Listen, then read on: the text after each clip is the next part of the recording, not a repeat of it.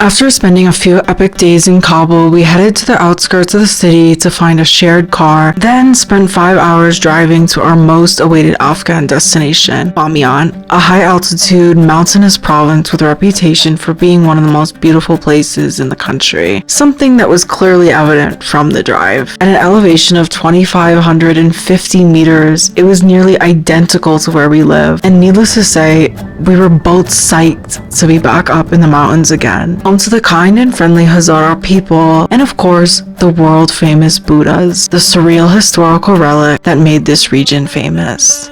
Let's see what it's all about. Here we are, y'all! We're heading this way. Yeah.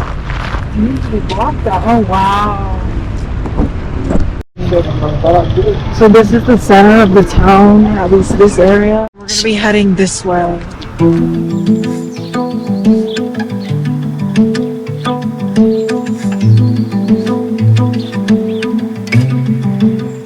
A designated UNESCO World Heritage Site of Afghanistan and formerly the tallest Buddha statues on the planet. These guys were built somewhere around 2,600 years ago, and there's actually 2 Buddhas, with some scholars saying there could be more. One is a 55-meter male Buddha named Salsal, which is said to mean the light that shines through the universe. The other, a female Buddha known as Shahr Mama, or Queen Mother, stands at 38 meters, just a little ways away. While everyone knows that they were destroyed back in March 2001, I was surprised to learn the real reason behind their destruction was different than what I'd been taught. It wasn't out of outright hatred for Buddhist history, but rather something else. At the time, over 1 million Afghans were in famine. Then Taliban leader Mullah Muhammad Omar said a foreign delegation offered the government a hefty aid package to repair and conserve the Buddhas, but nothing for the ongoing starvation, which is when the decision to destroy them was made. These days, while the original gold and jewels that were said to have coated the statues thousands of years ago, along with them statues themselves, are both long gone,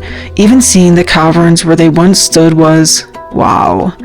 This was something I'd seen all my life in pictures and videos, and quite honestly, I never really thought I'd stand in front of them. It was beyond just checking off a travel bucket list item. It was a moment of getting to witness one of the most magnificent historical structures humans had ever built, if you ask me. Millenniums ago, when Bamyan was under Buddhist rule from about the 2nd century to the late years of the 7th. One that we have to go and get our tickets. Here are the scenes that are absolutely amazing. You know, most travelers have seen pictures of this place. To be seeing it up close is absolutely unbelievable. All of these are like little caves that sometimes were inhabited. There's a mini Buddha up there. The remnants are still there, however. So at the moment we're just trying to find the ticket location. We've been told that it was here. It shows that it's here online, but also it could potentially be at another location.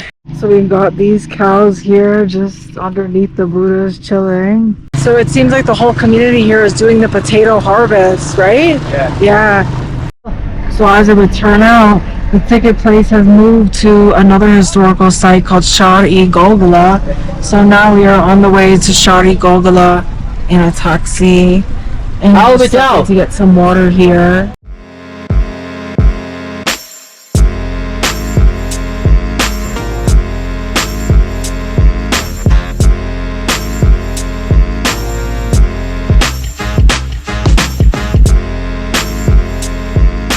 Awesome view of the city. I guess this is some type of parking lot. But this is the city Shahr Gholghola, also known as the City of Screams. This place was one of the final areas of defense against Genghis Khan, and the reason why it's called that is because a lot of people were apparently killed here. That's why it is in fact called this. And all this was happening like literally nearly 1,000, 2,000 years ago. So it's a very, very old place. The Shahr Gholghola was built by Buddhist Gorids in the 6th century, so just over 2,600 years ago. Standing in a super strategic spot at the center of the valley, the fortress served as a sort of citadel for Bamyan. In 1221, after succeeding in their destruction of Balkh, Mongol invaders led by Genghis Khan's grandson, Mukhtar Khan, who was said to be only 15 years old at the time, arrived into Bamyan, hungry for another conquest. Instead, the boy was killed at Shahr, another local fortress. Once the news reached Genghis, he and his men were desperate for revenge, and no human or animal in the besieged city was safe. At first, Shahr Gholghola was impenetrable. That is, until he received a bit of help from ruler Jalaluddin Ming Burnu's daughter, in return for his hand in marriage and his vow to not actually destroy Shahr Gholghola. She promised to show Genghis how to enter the fortress, and so he and his Mongol army did, killing everyone inside in what was said to be a vile, bloody day where the screams of the victims could be heard echoing throughout the valley. But Genghis did honor his commitment and left the fortress mostly untouched, and here it is, more than 800 years later, still towering over Bamyan. There's another road that leads all the way up to the top.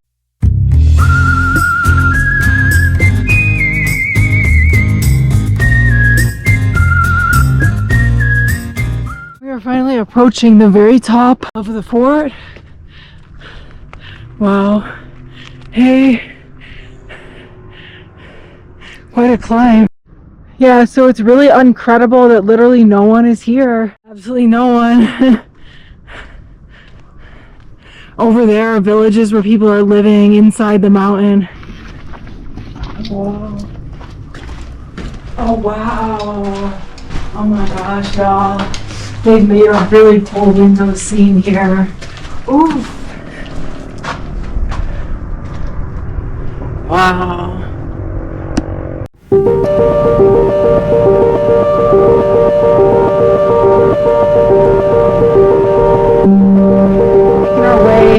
Out of the Shahr Gholghola, and we'll be heading back down into the city for a quick break, and then later we're gonna go back to the Buddhas.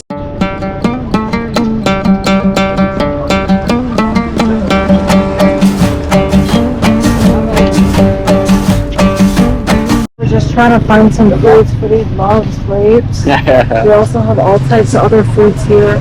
Afghanistan is in fact the land of fruits. 60 Afghani for all these grapes. Just about $1. We've just come into a restaurant. Buddha visible over there. And now we're heading into the family section. Looks like there's some other families here. Oh, we didn't eat there because they don't really have much variety. So this is the way back to our hotel now. It's over there. Pretty iconic, the views. And hopefully I think we'll just get some food there. Back here at the Buddhas, here y'all could see this big one. It's kind of under construction, so there's not that much to be seen with it, but we're just passing it. There are some caves in here, but they're not really accessible. So we're walking this way to be able to see some of these up here. Over in there, those are some of the remnants of the Buddha that used to exist in this area. These ones are also, but the rest of it sold off or brought elsewhere.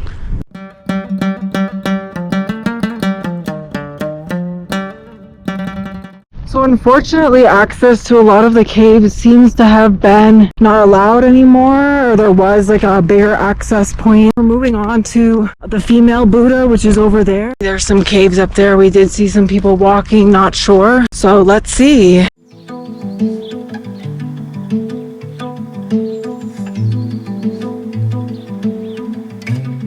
This is Bamyan right around sunset.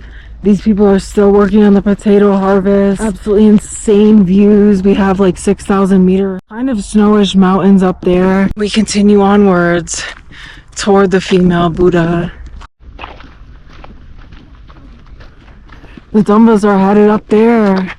Hey.